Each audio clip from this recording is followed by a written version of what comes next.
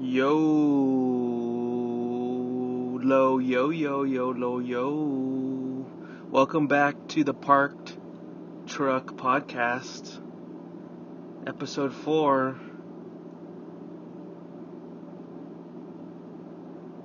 Lot to talk about.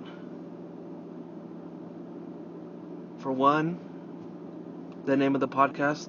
I wasn't sure what to call the first 2 episodes, but I came up with the Parked Truck last night and created the little logo and everything, so it's all settled.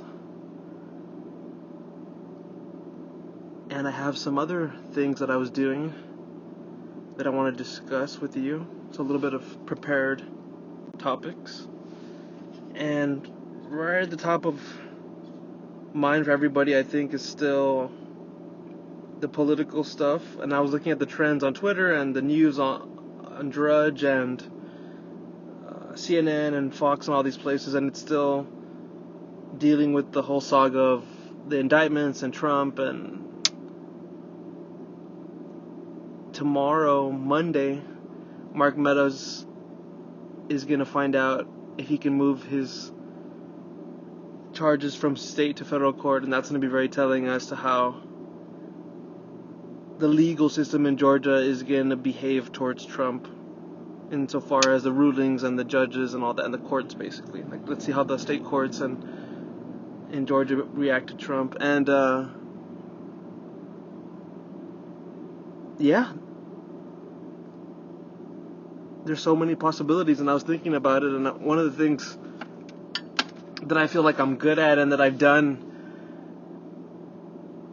in the sphere of the stock market and trading and crypto is what I like to call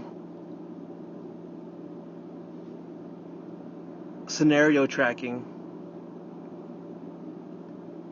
And that's one of the things that I think I'm good at, is scenario tracking, or some people call it scenario analysis, but I like the idea of scenario tracking because what you're doing is you're following a thread of possibility, and you're following many threads, and then you're seeing which threads are the likeliest. And you can get technical and mathematical to calculate the possibilities and stuff like that, but this one was just from my gut instinct and from my own intellect and knowledge base of history and patterns, and being aware of the sentiment online, and looking at data also too, like polling data, and looking at the sentiment around podcasts and certain topics, and the comment section. I mean, if you look at the comment section, you get a lot of feedback, and whoever's able to aggregate all that and get sentiment analysis and get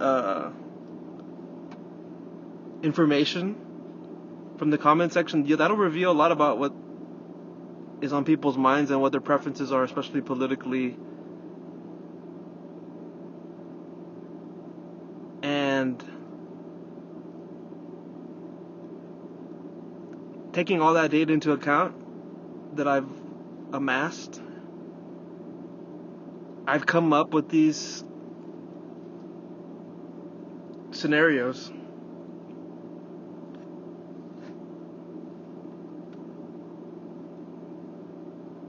And so I came up with 11 scenarios going forward for Trump and this whole political show that's going on.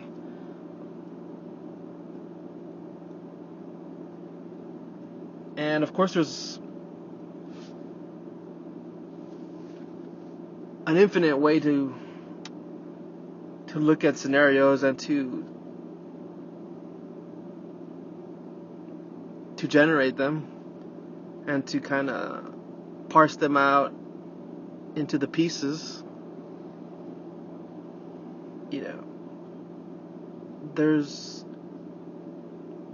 infinite possibilities. We know this, we experience this, but there are also the most likely paths, right? Like, the routines that people fall into, right? The patterns that they fall into. And their lives can become predictable based on their patterns. Even if they're billionaires, right? Even if they're vagabonds on the street with stray dogs in the heat. People have their patterns or routines, and you can predict their life. And so even with something as complex as the presidential process and the election process and the struggle for power at the highest level for the most powerful country, the United States, it's going to be a slugfest. It's going to be brutal, and we'll see how serious both sides get in their methods and tactics when it comes close to the end game here. But before we get to the end game, we have these scenarios, and so like I said, there's 11, and these are realistically, practically speaking, the things that are going to happen, right? They're going to fall into one of these scenarios because it's just like the Matrix, the universe doesn't glitch out that bad, right? Like, yeah, a meteor could hit us tomorrow, and then all these scenarios are void, or, you know, Trump could get abducted by aliens. It's like anything can happen, right? But these are the most likely. So let's just get to it.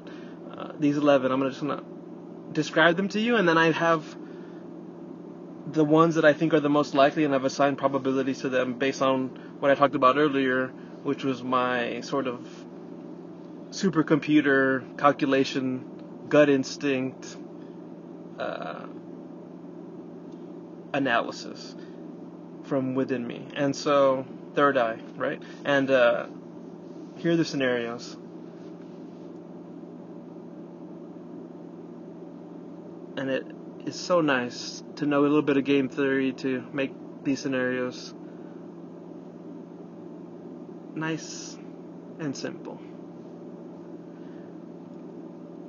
So here are the scenarios. Trump gets convicted and wins a nomination and wins a presidency.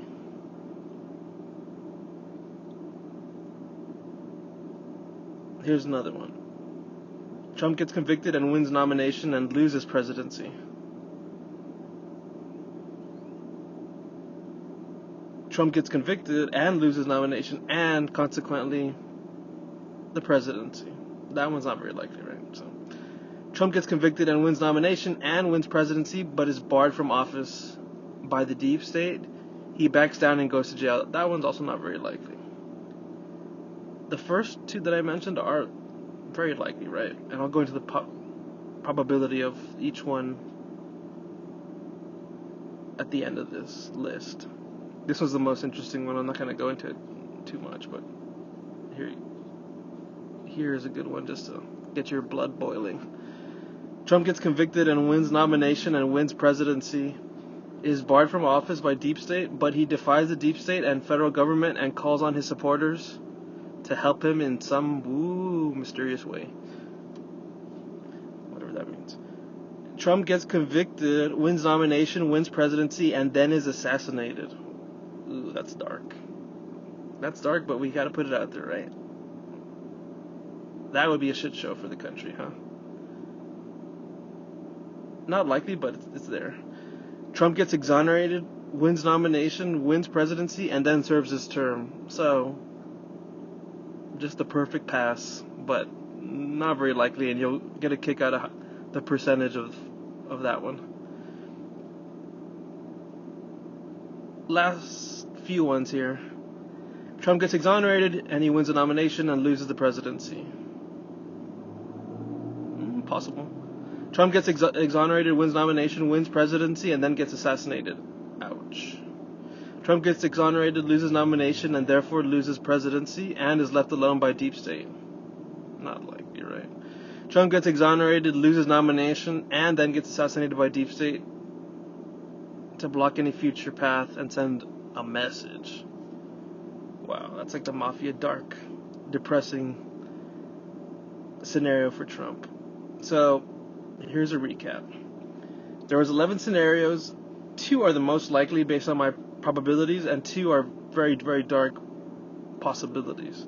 So the 2 that are the most likely, in my opinion, are that either Trump gets convicted and wins a nomination and wins presidency, or Trump gets convicted and wins nomination and loses presidency. So for each of those, I have them at 33%.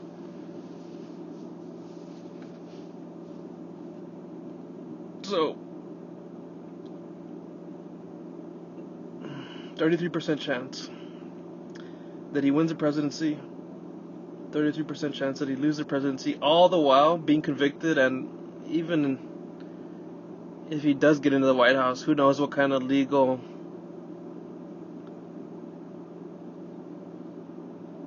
things are going to be going on that are going to keep him tied up even during his presidency. So it's like the 2 most likely scenarios still look pretty messy.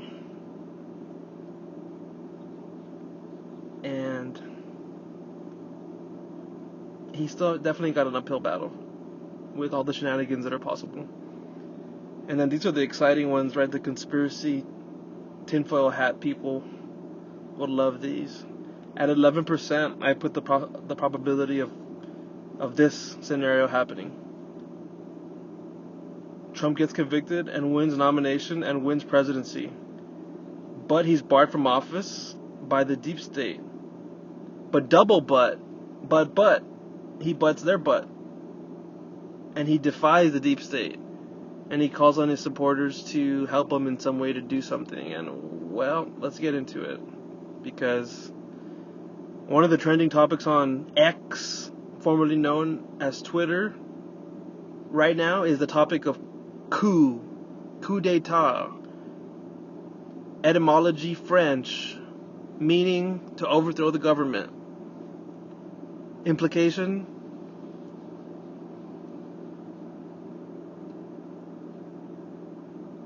Donald Trump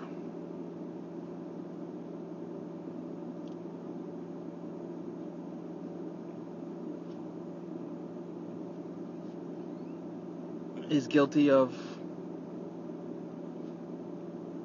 a coup in January 6th, or other implication.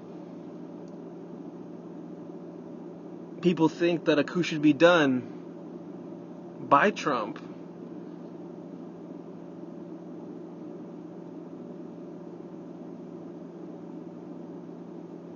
If the indictments become convictions and he's blocked from the presidency, or if the election gets stolen through another round of mail-in ballots prompted by another round of COVID scares and lockdowns. So the coup goes both ways, and it's trending on Twitter by both sides of the question. The left is saying, oh, it's like finally we're going after them for the coup attempt that they did on January 6th. Now, there's a lot of talk about the 14th Amendment, Section 3, I believe, and it's basically talking about the eligibility of a president and the things that make him ineligible. And one of the things is, of course, if he's calling for insurrection or rebellion or overthrowing the Constitution, something like that. But it's not clear, and it hasn't been proven, right? It's innocent until proven guilty in this country. And you can't bar him if it hasn't been proven that there was a call for rebellion and insurrection. And there is no strong evidence that he did call for an insurrection or rebellion. He had a protest. He was still within the Constitution when he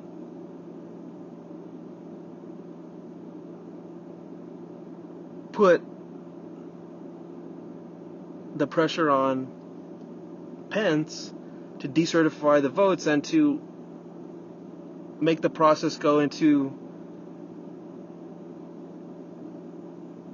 the Congress, and even then it wouldn't necessarily be that he would win, but it is a process that's part of the Constitution. It's part of our democracy and our constitutional republic. And so that wasn't a crime. And so the evidence, it's not really there. I mean, just because people, whether they were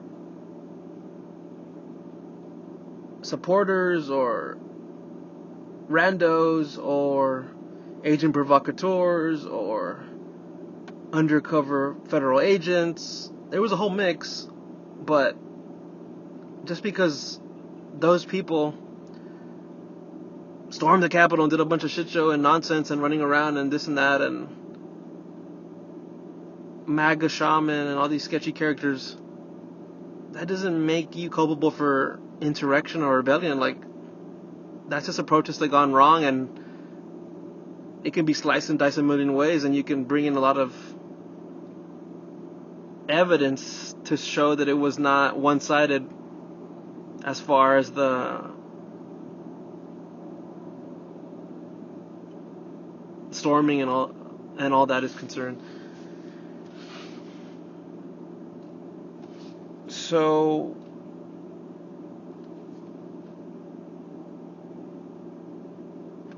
to me, the most likely thing is that he's going to get convicted, and then it's going to be very interesting to see how that goes forward into the presidential election and how he wins, changes the convictions, and whether he can pardon himself and all that.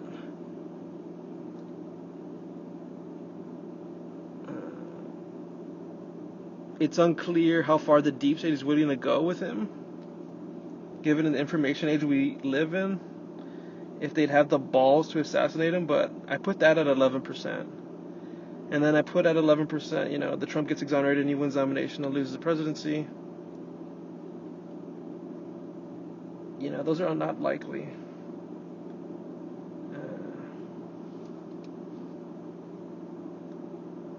At the 1%, I have Trump gets exonerated, wins nomination, wins presidency, and then serves his term. So that's like that he just gets through it all positively.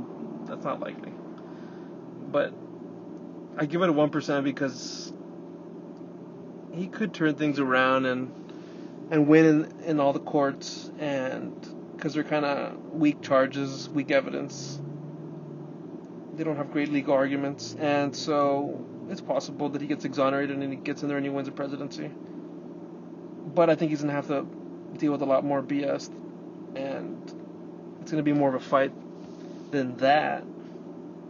So there you have it, those 11 scenarios. As of right now, before the nominating process is complete.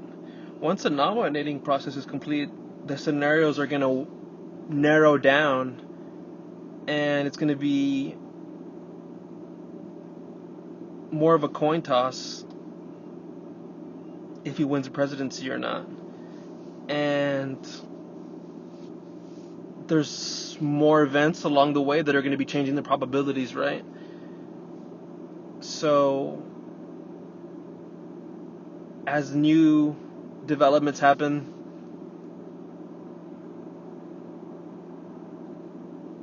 these scenarios will narrow into a narrow band of possibilities, and it'll be an interesting mix of crazy possibilities being next to very typical possibilities, right?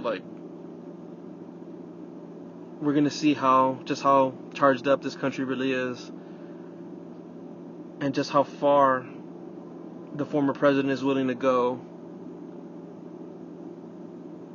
with respect to his war with the deep state and the globalists and the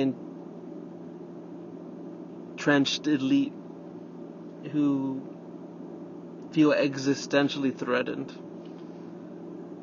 by this man and his policies and his behavior and his antics. So I don't put off the possibility of some really, really, really cunning and cutting conspiracy to close the mountain pass, as it were, to go there from the perspective of the deep state, you know. He looks very, very, very, very, very, very, very, very, very, very, very insulated in protection, does the former president. Very, very big bubble of Secret Service protection. But you always have to wonder about your security. Or even a cursory reading of Roman history will show that if an emperor doesn't have the full faith, trust, and loyalty of his personal guard, then he doesn't have anything. He doesn't have an empire. Because he can be stabbed, drowned, killed, poisoned, choked, murdered, anywhere, anytime, in any manner. And one of the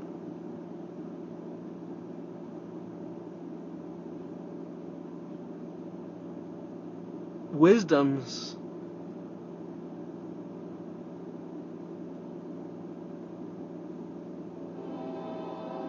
of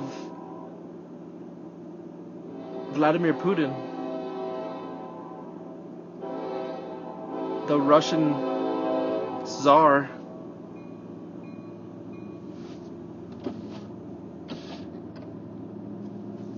is to personally vet and choose your personal security.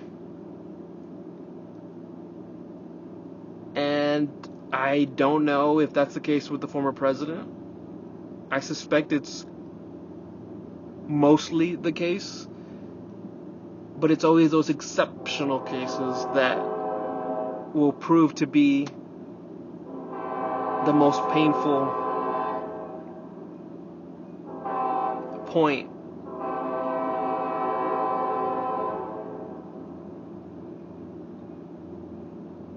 of departure for a man in power.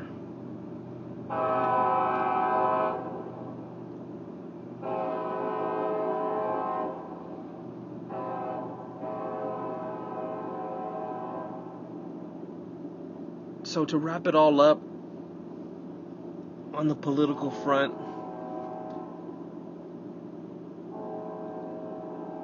I just want to say that it would be wise for both sides to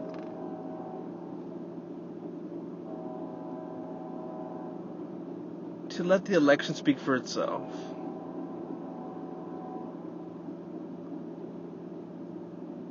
However, I doubt either side is going to be able to abide by that.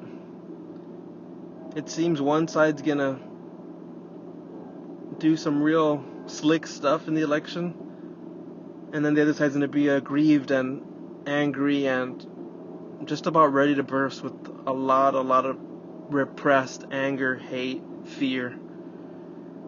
And that could spell a really ugly situation for this country that I've ascribed to one of these scenarios at 11%, and that's the possibility of civil war or rebellion or a coup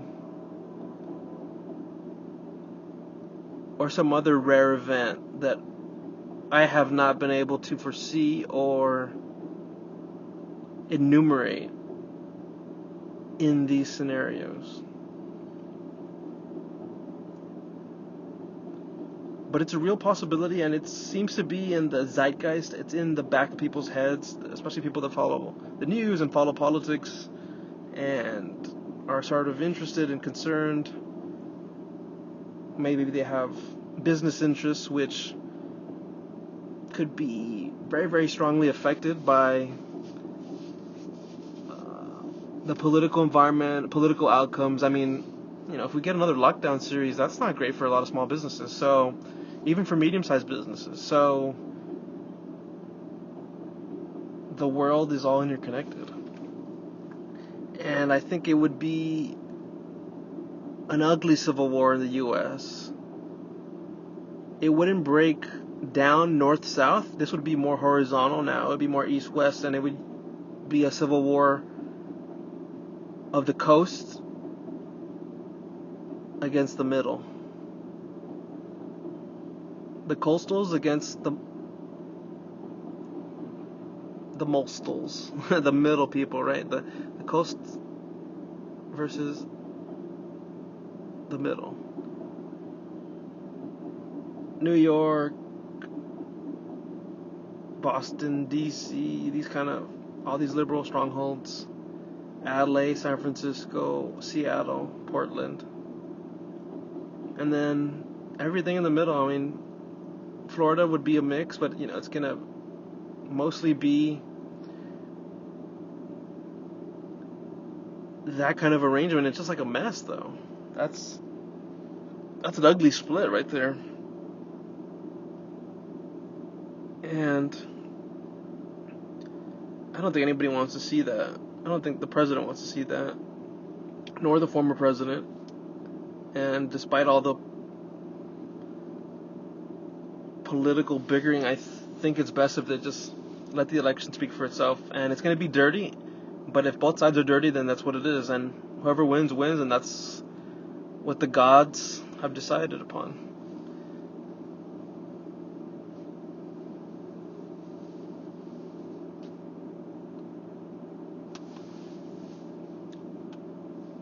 But that's the idealistic view. That's almost the naive view. It's possible, but I think it gets a lot uglier. And when they're going so far as to threaten to put you in jail, look at that mugshot picture. I mean, that emboldens you, and that puts you in a corner. And a cornered man is a man fighting to the death, isn't he? So, what is a cornered, powerful man to do? It remains to be seen what he will do. But many things seem to be turning now upon the spin of a top upon a dime. And it's exciting.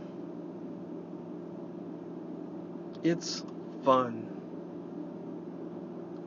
It's crazy, and it's time to switch topics.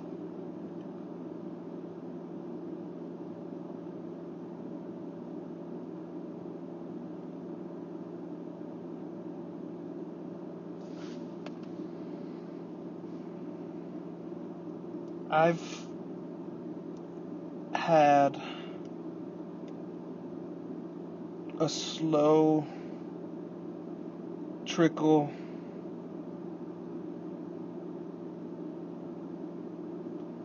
of writing lately. Slow flow. What some would call writer's block, but I'm not blocked. I can write. I can create. I have the creativity there, but it's one of those things where the quality you're looking for is not there. It's uninspired creativity is what I put down here on this note on my phone. And I feel like it's an uninspired season of creativity for me. And it's hard to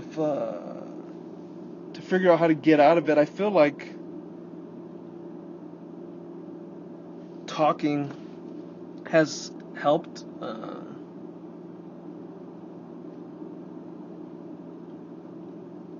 getting my thoughts out verbally instead of sitting in front of a piece of paper or sitting in front of a computer or a laptop or even jotting down notes on my phone like a text message monkey. And talking is so natural, and now I feel like I've gotten through that writer's slump, writer's shittiness, writer's block,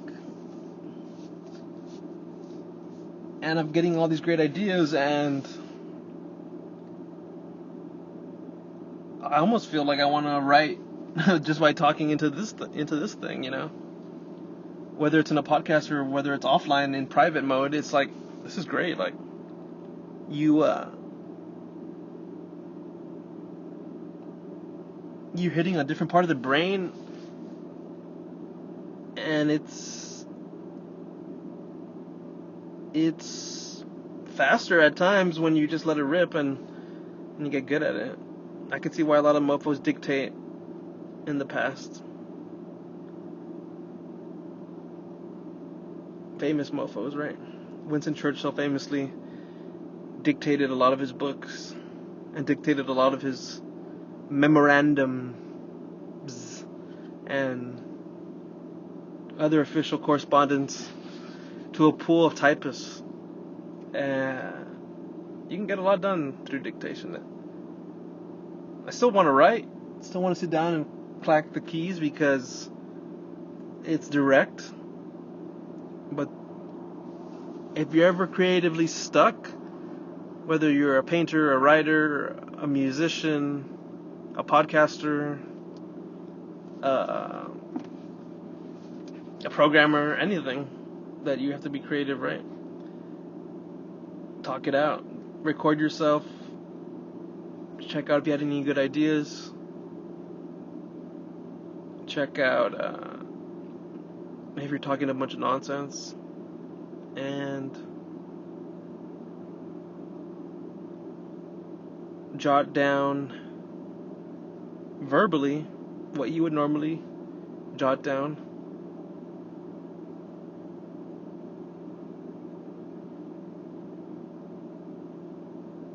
physically with a pen or a pencil.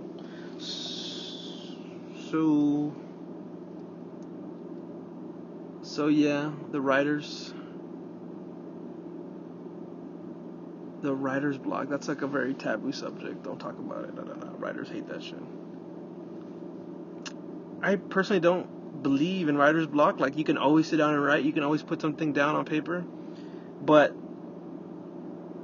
it's like anything, the quality is going to vary. I play golf, and I played a lot of different other sports, football, basketball, baseball, and there's good days and there's bad days, and on the golf course, I mean, you can go one day and make 2 hole-in-ones, and then the next day you come and you can't even put it in from 5-6 feet away. Like, you're just thrown off, or like, it's a bad day, your body doesn't feel good. Of course, the better you get, the more consistent you are, and the more you practice and all that, but there's variations, and with writing, it's the same thing. And it's like, you sit down and you write, and you're like writing B stuff, and it's just throwing it out, and then you're looking for that A stuff, A idea, the real stuff, the truth, the fun stuff, the crazy stuff, the exciting stuff. You're looking for the new stuff that you want to put out there. But you're getting your B stuff, your C stuff, your D stuff, and then finally, boom, boom, boom, something clicks, you figure out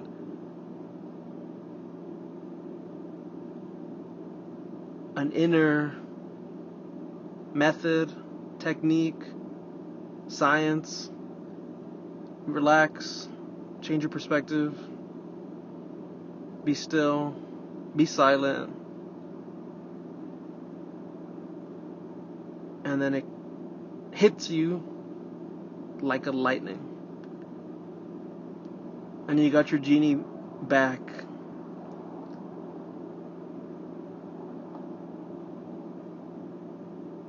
And your wish is my command. And what you want to be done is done.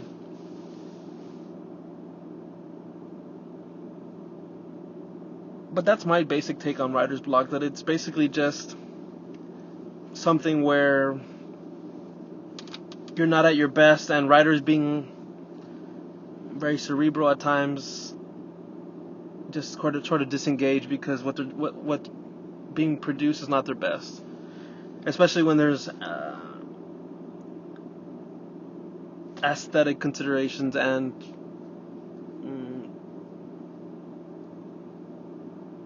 the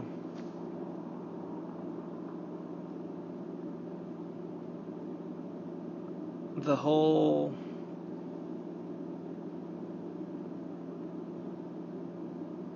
effort to sort of create something special.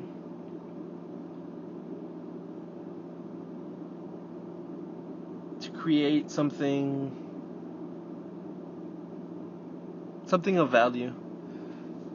And there's ego considerations there, and obviously there's a lot of other things, but it's just not easy to do something that's really good, right? And it's not really easy at all to do something that's really great. So I think writer's block comes from a place of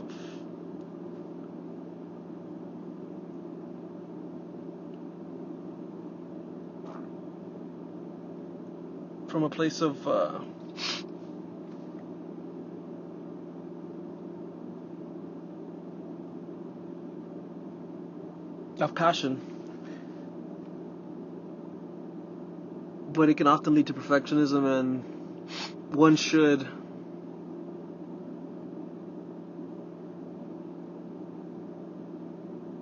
push that aside and plow through and write. Talk. Get out the bad stuff, and you'll get to the good stuff. Dig to the heart of the mountain, and you'll find the gold. And with that,